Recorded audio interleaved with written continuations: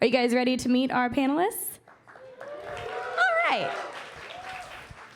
First up, we have Bennett Newsome. He is the esports strategist for Full Sail's collegiate esports team Armada. My personal opinion, the best collegiate esports team that's ever existed. Please welcome to the stage, Bennett.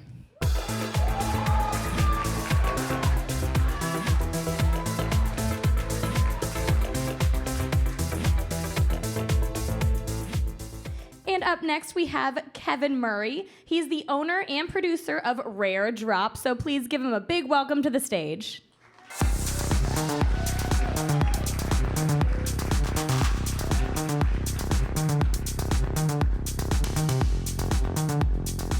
And last but certainly not least, we have the Senior VP of Development with WWE. I'm sure you've heard of that company. Please welcome to the stage, Brian Terwilliger.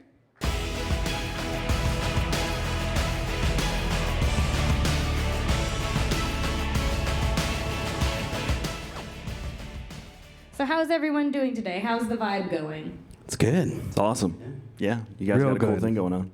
All right, so let's go ahead and jump right into things. Can we go down the line and you tell me about your history with content creation and how you got into your career today, how you turned your hobby into a career? Yeah, I'll kick it off. My name's Bennett Newsome. I'm the esports strategist here at Full Sail.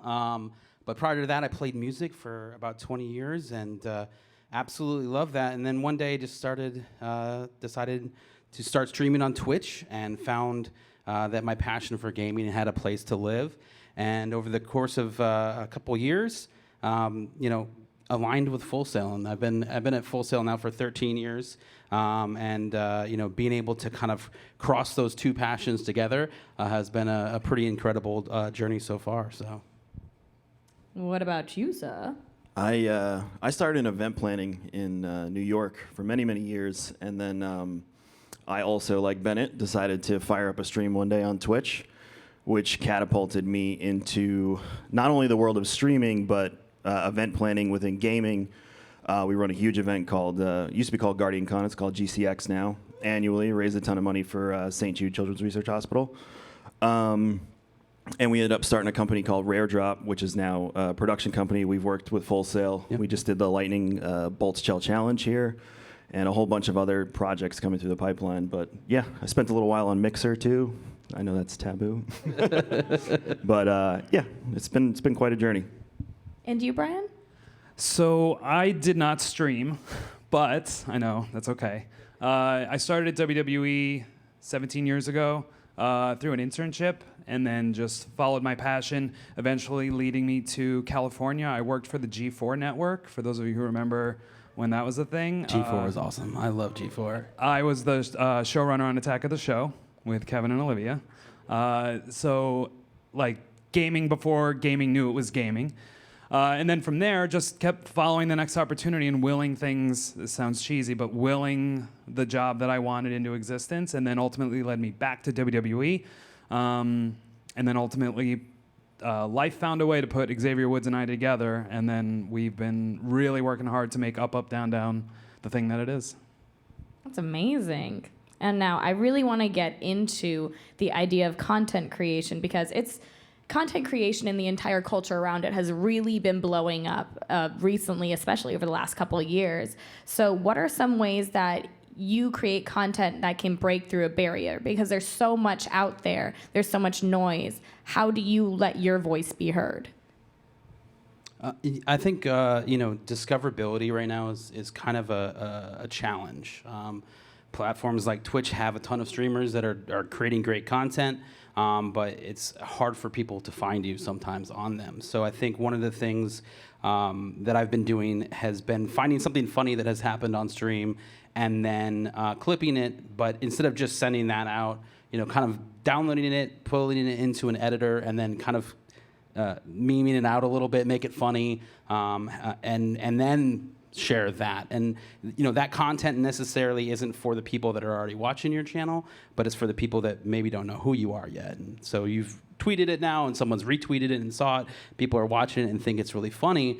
they have a better chance of coming to find your stream now because they saw you do some silly thing, and kind of repeating that over and over, I think has a better chance for a lot of people to continue to grow and kind of stand out from the crowd. Because if you just do the bare minimum, it's probably what you're going to get. I think growing your brand through multiple mediums is key.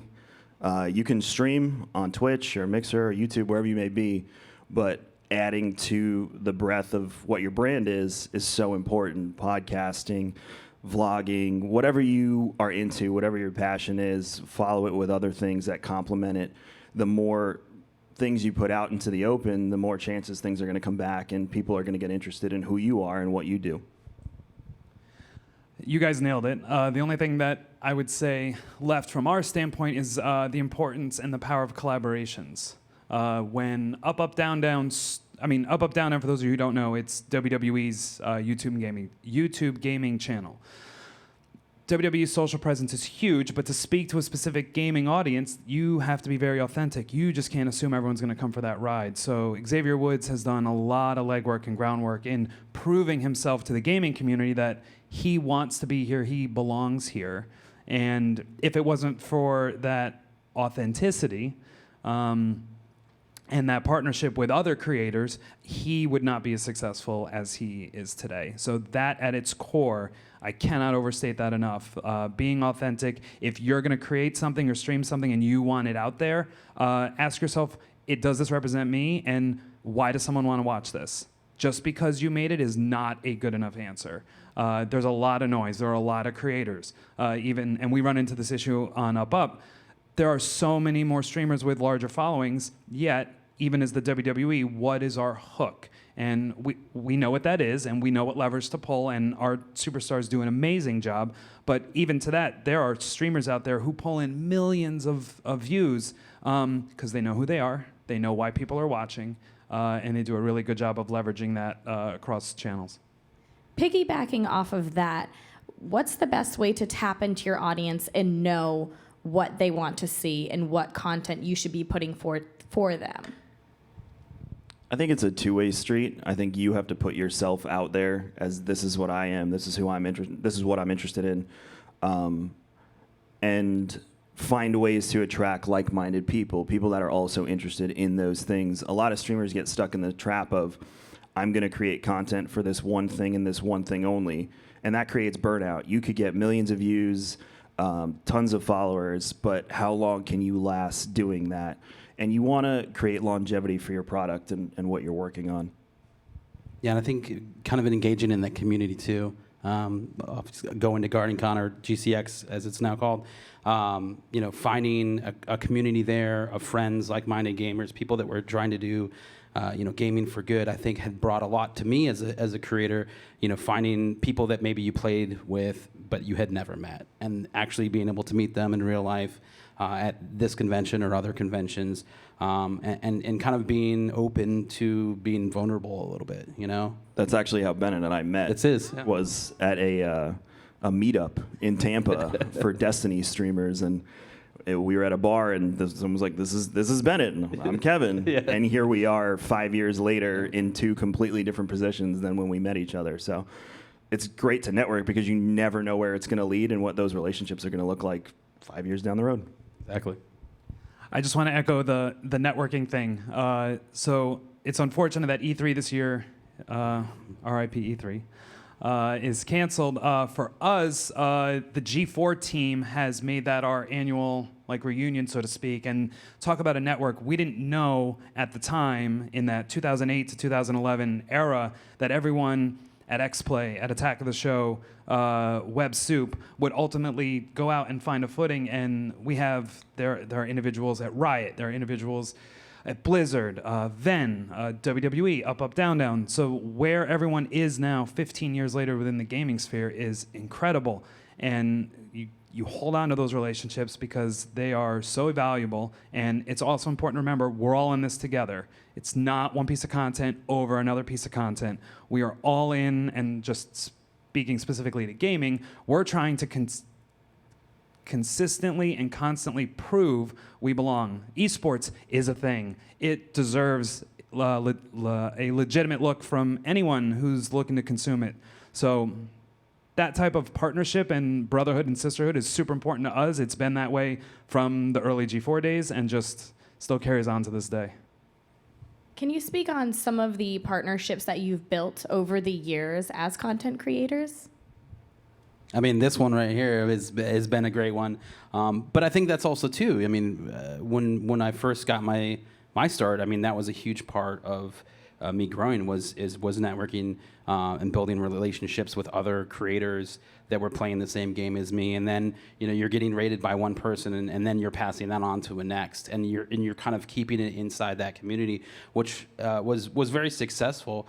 I think from the other perspective, like when we start talking about Armada and esports, I think the opportunity for not only our students to grow in the world of content creation, but also as competitive players, and then taking the opportunity to, you know, come to events like this and really start to network with other students, but also employers and things like that. I think that really opens up a lot of opportunities in that kind of retrospect. Prime example for me is, I'm sure everyone in this room knows who Dr. Lupo is. Ben and I've known him for years, way back when he was just Dr. Lupo doing Trials of Osiris and Destiny. Fast forward to last year when we were doing our charity event, and my man raises $900,000 for St. Jude in 4 hours. And, you know, we made that connection early on, and here we are 4 years later and doing something fantastic together. You know, that $900,000 went to be over $4 million. So those connections matter, and again, you never know what's going to happen down the road. For Up, Down, Down, a lot of it was those authentic relationships that Xavier Woods created early on. Chris Danker was a close friend of his. He's a streamer. The team at Smosh. I know I'm now drawing a blank on a whole bunch of them, but honestly, Greg Miller from the Kinda Funny crew and all those guys, those relationships early on not only, again, helped seed for a reason in being within the space, but also that's how doors and opportunities open.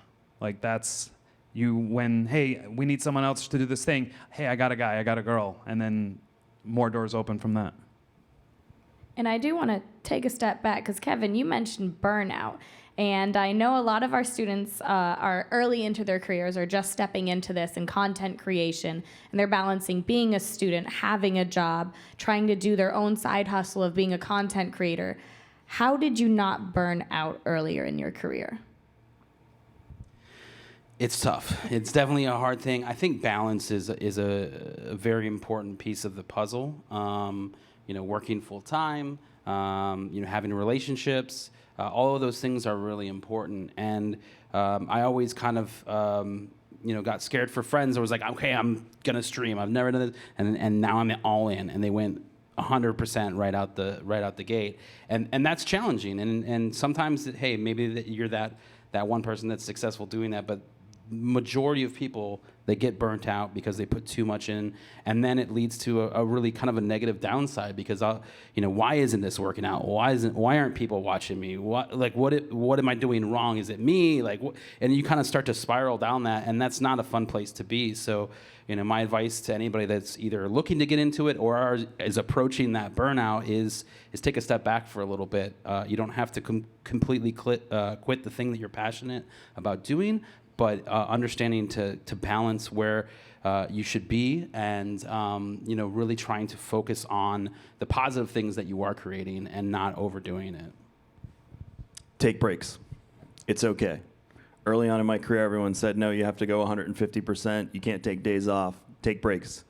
Your body and your mind will thank you for it. I'm married with 3 kids. I own 2 businesses in addition to streaming, and it's very difficult to put down my phone and go to dinner. It's hard because you never know what's going to pop up. And then your brain's like, something's on fire. I got to pick up my phone. But take breaks. If they're a day, 2 days, you know, go to the beach, get a massage, take care of yourself. That's how you prevent burnout. For us, nothing more to add other than relying on alternative formats or come up with, if not me, what? That's where you bring on maybe a friend of the channel or you come up with something different that's still unique to you that maybe your audience would like, but again, giving yourself that time to step away, because you are your own natural resource. If you go and you burn out, that is the core offering, as we've already said, to your channel and your audience. So you have to protect yourself. Super important. I know you just mentioned collaborating with people and bringing other people into your content creation. What are some strategies with when you have a roadblock or you can't think of something to produce? Like, what strategies do you guys come up with? I think playing with other creators is always a good thing. Not only from a viewer perspective, a lot of viewers love that type of content. They're seeing two of their favorite, streamers or whatever playing the game that they love together. And then sometimes it can just help because you're able to piggyback off of, what's happening, and you're not just casting by yourself. So I think, that can be a good option. What about you? Try new things. The worst case scenario is you never do that thing again. It can't hurt. Give it a whirl. Sometimes the dumbest and silliest ideas that you come up with become the best ideas, and they become a permanent part of what you do online. I've had some things that I'm like, this is dumb, it's never going to work. And it's like, well, now it's part of who I am.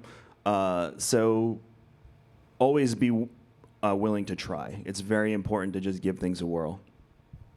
And to that, when you ever get stuck, what we always do is, well, what are we watching? Instantly, just, okay, we're not doing this thing, what do we find entertaining? And then from there, we work backwards and we deconstruct, what is it about this thing that I like? For us, right now, our most successful show on Up, Up, Down, Down is two superstars playing a text-based game. A 15-year-old text-based game against one another. It's a simulator, but without a doubt, it is our #1 brand. It's spawning merchandise. It's spawning storyline rivalries to a live stream. It makes no sense, but when we started that, at its core, we wanted these two superstars who fight like brothers just to be around each other. It didn't matter what they were doing. And for us, this very silly, stupid show is now the voice of the channel. And we did not plan that. We did not expect it. Check out Battle of the Brands, Season 2. So yeah, for us, it was a happy accident. But again, going back to what we wanted to be doing, and that was how we got around those blocks.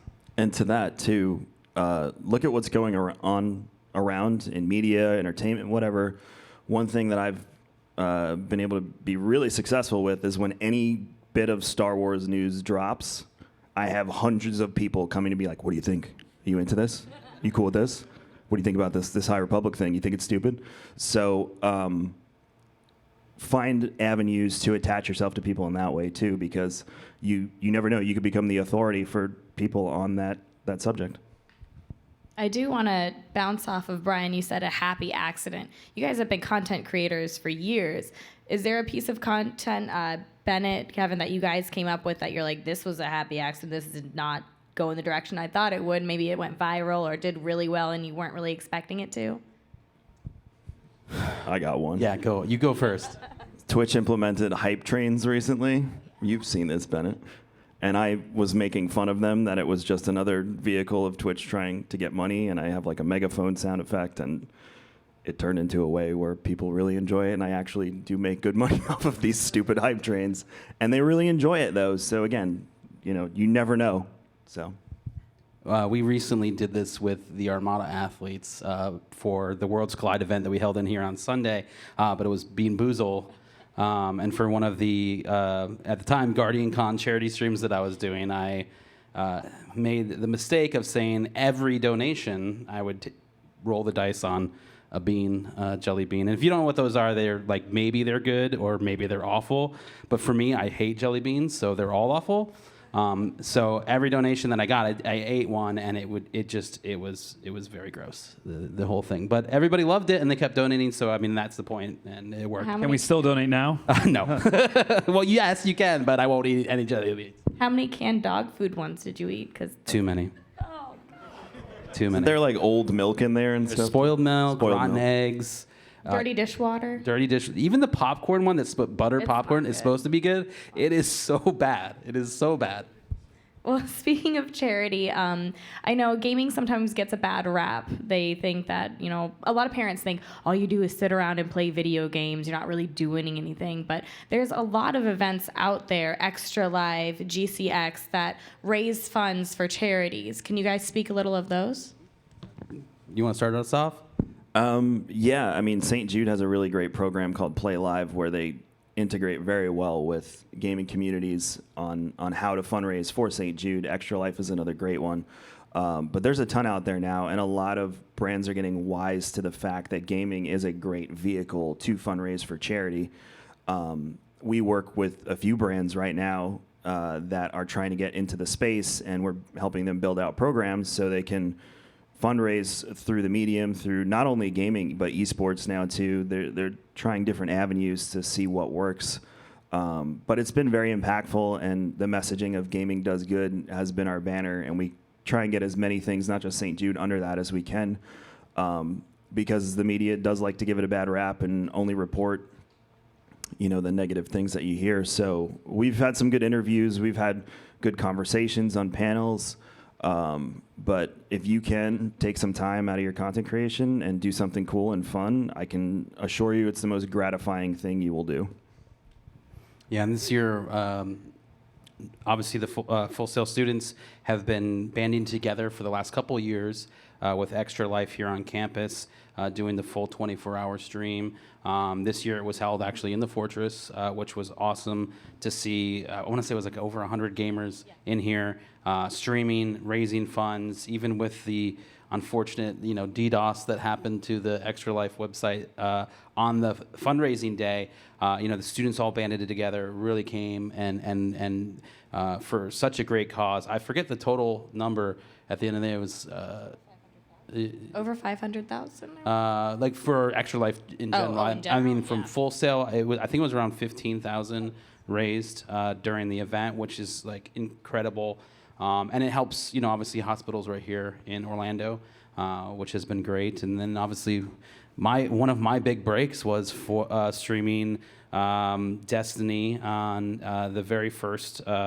It was the DestinyCon charity stream at that time, but I was lucky to be asked by these guys to do it, and it was such an incredible experience raising money for charity, going up to St. Jude and meeting the kids and playing games with them. I mean, it's just it's one of those things that changes your life. So if you're ever thinking about fundraising for a charitable cause, 100%. Get involved, whether that's St. Jude, Extra Life. There's a million other worthy charities out there that would absolutely love you to help them, raise some funds. So definitely consider that. We get asked a lot for help for people trying to get started raising money. The best thing I tell them is to connect with a company called Tiltify. I'm sure some of you are familiar with Tiltify. Not every charity in the world is on there, but if they're not on there, you can contact Tiltify and work with the charity to get them onto Tiltify, and then it's seamless integration into whatever streaming software you're using. So the tools are rolling out. They're always improving them. They're always developing more. And again, it's one of those cool things that I can go, Mom, remember when you yelled at me for playing video games? Well, I helped raise $11 million for charity over the past 4 years. One thing to add just on our front, last year was the first time Up, Up, Down, Down took the charity stream concept for us in the state of Connecticut, and we put on a Smash Brothers tournament to raise money for Make-A-Wish. And at the time, nothing like that had been done for the Make-A-Wish program. We actually, through Make-A-Wish Connecticut, won an Innovation in Fundraising Award for just the nature of running a video game tournament to support charity. And it was a huge sign and very successful. We raised thousands of dollars. Xavier Woods came and hosted the event, and we had over 100 players from UConn, Stanford participate, and we had people come and donate just to be around the event and the charity aspect of it. And the most important part, I think this goes to the gaming is good, is it engages a younger audience in this super important line of initiatives. Like for Make-A-Wish, they had never been more contemporary than seeing all these college kids play video games, all for that common cause. Super special. We look forward to hopefully doing more of those. But yeah, it's a great way to align for good. every charity we've ever worked with says the same thing, is that the traditional way of receiving donations is dying out, and it's getting harder for them to get donations because the people that are used to that are aging out as well. So they're always looking for new and creative ways to fundraise for the charity. And gaming has been one of the most looked at, I would say, in the past half a decade or so as a way to capture a younger audience. I heard you, Bennett, say the word big break, or the term big break, and I know that's a big buzzword for a lot of people here. Do you always think there is a big break moment for every person, or is there sometimes a slow build? Like, how do you compare those? Do you always wait for a big break, or can you just kind of let things snowball into a bigger career? It's a little random, I think, for everybody. I think it's about what you do with that big break, right? How do you continue to build content past that? So you had this moment where you had a lot of eyes on you, okay? How are you retaining the people that did think that, hey, I like this guy, I'm going to follow his channel? And then you go from there. So I think waiting for a big break is not the right move, but creating content that has the opportunity to, break and trend or do any of those crazy things is really kind of the goal, is really looking back into your content. The other thing that's really important too, if you're starting out, watch your streams after. Like, if you don't want to watch them, why is anybody else going to watch them? I do this all the time, and I'm like, wow, that was a boring half hour there. You gotta step it up, And so, understanding, being critical on yourself is important as well, because it's only going to help you better create, content. I think big break and success is a relative term. It's your personal journey, and you decide what the barometer of success is. For me, when I first started out, my goal was to pay my rent. That was it. And when I hit that marker, it was pretty cool. I was really like, whoa, I actually did it. That's wild. And now here I am, again, 5 years later, doing all this other crazy stuff because of that. So on one side, measure your success personally. Don't compare yourself to other people. It's not worth your time. And secondary to that, when you hit that marker, keep going, because there's always cool stuff that's going to happen after that. Just one last thing to add is be okay with being wrong. Be okay with getting feedback, and for someone saying, like, if there's someone's opinion you trust, because you don't read comments. Especially YouTube. But in all seriousness, though, if you have someone that you can turn to, like, was this good? And they'll tell you that was a boring half hour, or I really like this little thing. It was a throwaway. You did this thing. You played a sound effect. That was hilarious. What are you talking about? That was stupid. No, but there's something there.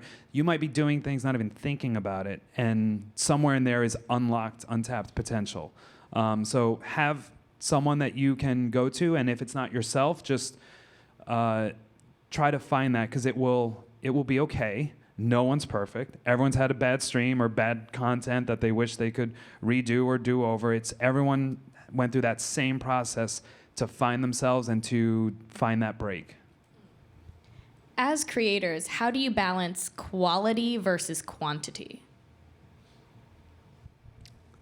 I think, and I'm not great at this because I just love playing and I stream for long hours, but one of the things that I'm trying to get better at, as we continue to build content is instead of streaming for, 6 hours, break that down to 4, and then take those extra hours and, take some of the content I made, make those clips, edit some video, put it on YouTube, and do those things, go to other channels, be a member of those communities, because that's another huge, powerful thing that we haven't really even touched on. Is like not doing it just to try to build your channel. It's more about building those relationships, being being a member of another community, and just kind of participating in all of those things.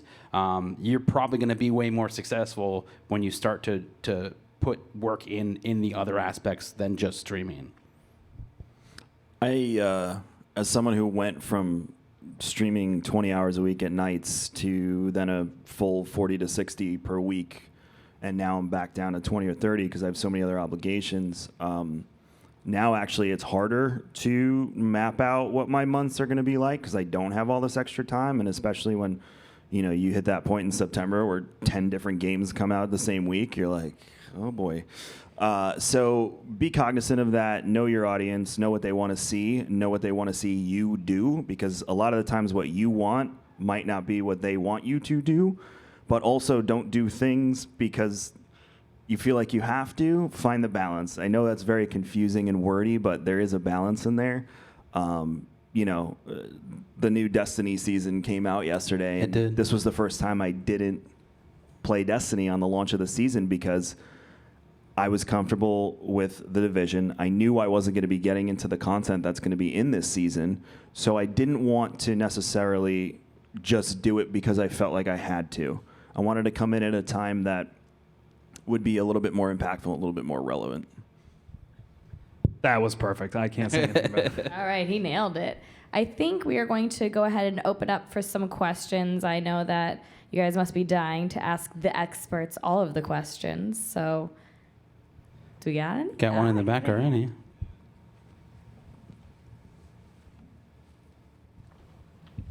How's it going? My name's CJ Little. I'm one of the team leads for Extra Life, and my job is teaching other streamers how to be a streamer, how to find uniqueness. And that was my question, is a lot of time with streaming, you find yourself overthinking things on who am I? Like, how do I hold myself as a streamer? Like, what makes me who I am? And what would your guys' advice on keeping who you are as a streamer authentic? Because sometimes that can get overlooked when you're thinking too hard about those funny moments, or you're thinking too hard about how am I going to be the best player in this game, or have my attitude in that right place. How do you just be you? I think that's part of it is just knowing what you bring to the table. It's hard and it would be easy to say, well, just be you, But I think as you are discovering what your channel is and what your stream is, I think you have to lean into those kind of parts of your personality that you see a response for, or even that you just internally say, I think I'm funny in this way, so I'm going to really try to focus on those types of moments. That can be helpful. But I think being, yourself, being unique, I think that is way more important, and I think more people are going to identify with you as a streamer if you're actually being you, and being unique and being you who you are. And if you've got a silly quirk or something that you do that is just you, don't shy away from it, Be yourself, be true to it, and that content's going to come as you continue to grow.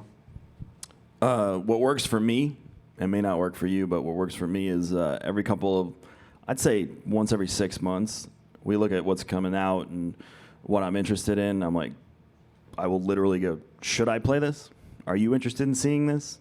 And it's kind of like a town hall situation. That's not going to work for everybody, but it's worked really well for me.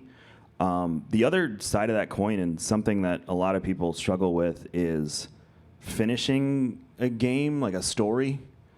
A lot of people aren't okay. They're like, oh, I got to see it through to the end. You don't have to. I have so many unfinished games that I have not. I forget about unfinished. My Steam library is like a graveyard of things I've never touched. But it's okay to not finish a game. When Warcraft 3 Reforged came out, I was enjoying it, but the chat was getting kind of toxic because of all the issues surrounding it. So I kind of just said in Discord, hey, I don't want to be Blizzard's PR person for this one, so I'm going to go do something else for the next few weeks. And they were totally cool with it. So don't be afraid to put something down because it's just not working for one reason or another. Just two quick things to add. Experimentation and platform variance. You may, you don't have to Twitch. You don't. You can. I understand why, but there are other outlets where you can find success if for one reason or another you want to change it up. So just always good to remember that if for whatever reason something's not working on a specific platform, you do have options. And then the experimentation thing. Like, if you don't try, no one's going to try it for you. And as a creator, you may surprise yourself what you enjoy. And it could be something really silly or something that you've been really emotional about that you just never gave yourself the opportunity to succeed or fail at. Do it. if you liked it, do it again. Try it again. I hope that makes sense. And failing's not a bad thing either. I've learned so much more from doing something the wrong way and go, well that sucked. I don't want to do that again. And then, well, let's try it this way.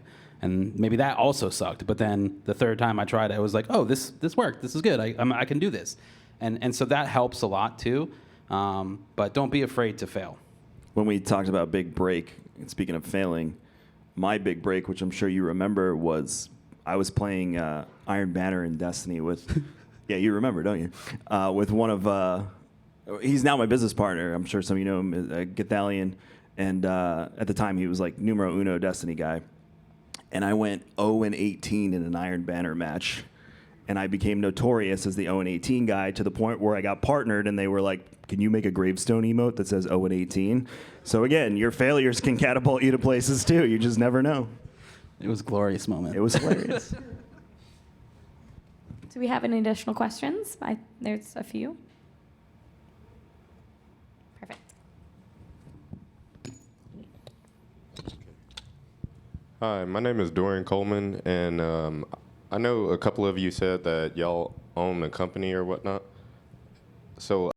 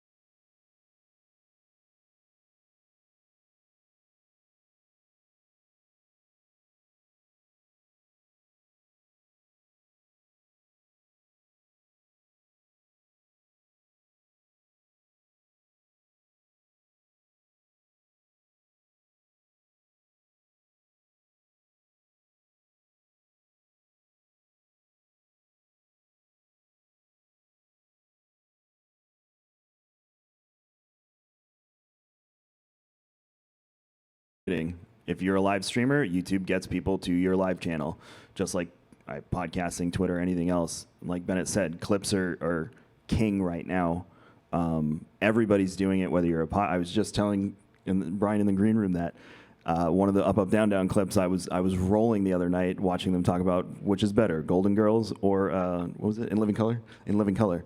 So make the time. I think you said earlier, if you have 6 hours, 4 is for streaming and 2 is for creating that, and map out your content for the week. I'm going to drop this clip this day, this video on this day, and again, be consistent.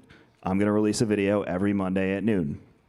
I'm going to be live that night at 8 p.m. The more consistency you show, the more people start to expect what you're putting out there. Do we have another question? Hi, my name is Will. I had gone to GuardianCon for the past 4 years. Thank you. So my question is for Kevin and potentially Bennett. With GCX getting so big, one of the main reasons I liked going is I liked meeting Destiny content creators as well as meeting people that work for the company. Do you think that the convention will grow to a point where they will dilute the amount of content for that company, or do you think they'll always centralize around Destiny as well as including other companies? I think our main focus is community. So we're always looking at ways to bring groups of people together and creating avenues for them to meet and be together physically and, hang out. We don't really focus on a game, honestly, but we have a good relationship with Bungie. We have a good relationship with Gearbox and 2K. So we're able to work with them to do things that they don't do at other shows to create that community initiative. So even if, there was 2-3 other AAA developers on the floor, we can do the same thing for them. And I don't think we'd bring anyone in who wasn't into that idea. One of our focuses has been to get as many indie devs to our event as possible because A, the amount of content creators that come, and B, people are always looking for fun, new, cool stuff. So I feel like indie devs represent that community feeling well too, and I don't think we ever really want to lose that because that is the soul of what we do. And I think it'd be time to pack up shop and not do any more if we lost that. Yeah, and I think it's also taking that shot too. I remember being nervous walking up to Professor Broman at an ale house that had like 1,000 people in it, which was insane. And I was terrified, but I was like, hey, and I handed him my business card. And it said, "Damn it, Bennett" on it. And it was just huge. And he was like, this is really cool. I've never seen anybody do this. And I don't know if he was being sarcastic or serious, but he was really nice. And from there, a few weeks later, he rated my channel. And it was wild. So I took that chance at a community event to introduce, even though I was terrified to meet him, but I introduced myself to him. And I think that with GCX, excuse me, it's hard. With GCX, I think continuing to, put yourself out there as a content creator, meet other ones. It's the best place to go to see thousands of other creators, and I think that's really kind of what you guys have built, which has been great. So, yeah, we focus heavy on the accessibility to the creators and the developers. You can pretty much bump into anyone on the floor. You don't have to be at a meet and greet. Anyone we give a creator pass, we're like, please don't sit in your hotel room or in the green room and not do anything. Be out there, be available. Last year, Big Show sat there for 3 hours just signing autographs and shaking hands. So if someone at that level can adopt that community mentality, I think the sky's the limit. I think we have time for one more question. Who's it going to be? There it is.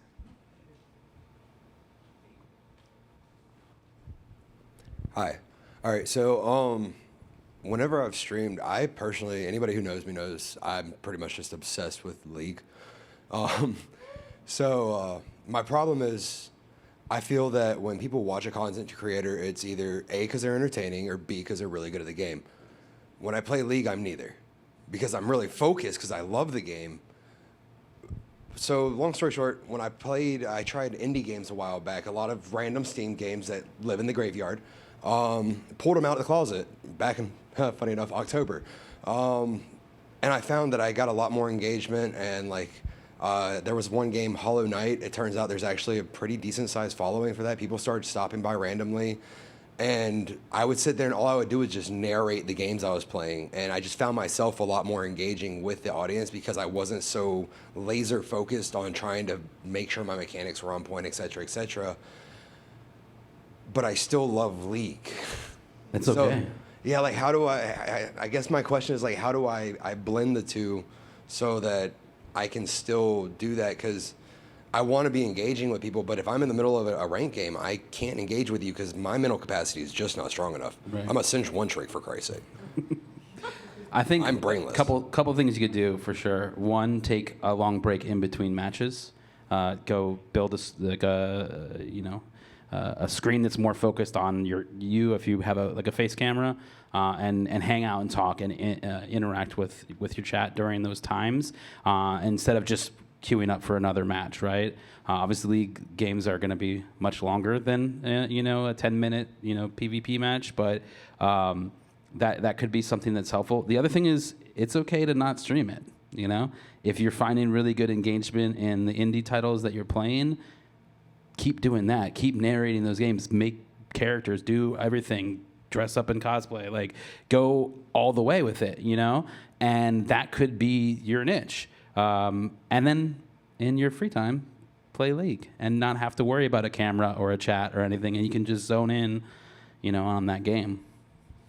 I'd also like to add, I'd love to watch a supercut of someone being really bad at League of Legends and getting upset. like if you decide to take that to, say, YouTube, and then it's not the full match, but it's 2.5 minutes or 2 minutes of just fail after I will watch that all day long. I'm not alone. So you can have your cake and eat it too. That's where I was going. Yeah, that's what I was going to say. You can even critique yourself on stream. You played a match, go to the screen, Bennett said. Yes. I will pull up old streams of me playing whatever, and I will move my camera to the other side, so it's me, and I will literally be like, you idiot, why did you make that decision? And they love it. So yeah, supercuts of failing and things like that, but you can play a match and be focused, and then afterwards you can just rip yourself apart and everyone will have a good laugh. The fact that you've identified it, though, is key. You're aware enough to be like, this thing isn't working, but now it's opportunity. How can you turn it on its side and do something different with it? And I believe that is all the time we have today. Can we get a big round of applause for Brian, Kevin, and Bennett? Of course, thank you guys for coming out. Share your experience all week long using hashtag FullSaleHOF, and we'll see you next time.